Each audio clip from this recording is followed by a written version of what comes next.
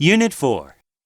The Adventure of the Blue Carbuncle, a Sherlock Holmes Christmas Mystery. December 7th.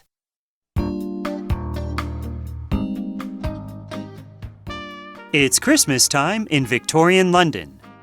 There is a frost on the streets, and the city is filled with festive goodwill. Dr. John Watson visits his friend Sherlock Holmes, the legendary consulting detective, at 221B Baker Street. Holmes is investigating what seems to be a trivial affair.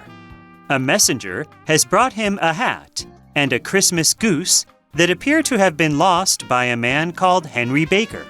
Holmes uses the hat's features as evidence to deduce the personal traits and domestic habits of Mr. Baker. However, the matter is more serious than Holmes first perceived. Inside the goose is the blue carbuncle, a priceless jewel recently stolen from a noble's hotel room.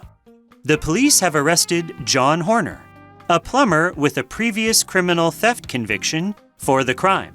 The hotel manager, James Ryder, let Horner into the room for a job. But when he returned later, Ryder found both Horner and the blue carbuncle gone. Horner continues to protest his innocence. The police are under a lot of pressure to solve the mystery, while Horner's family is facing a terrible Christmas. Holmes now begins his investigation by placing an advertisement in the evening newspapers, asking for Mr. Baker to come to Baker Street and collect his hat and goose. Mr. Baker arrives, and Holmes questions him. But it's clear to Holmes that Mr. Baker has no knowledge of the crime. However, Holmes is able to learn where Mr. Baker obtained the goose.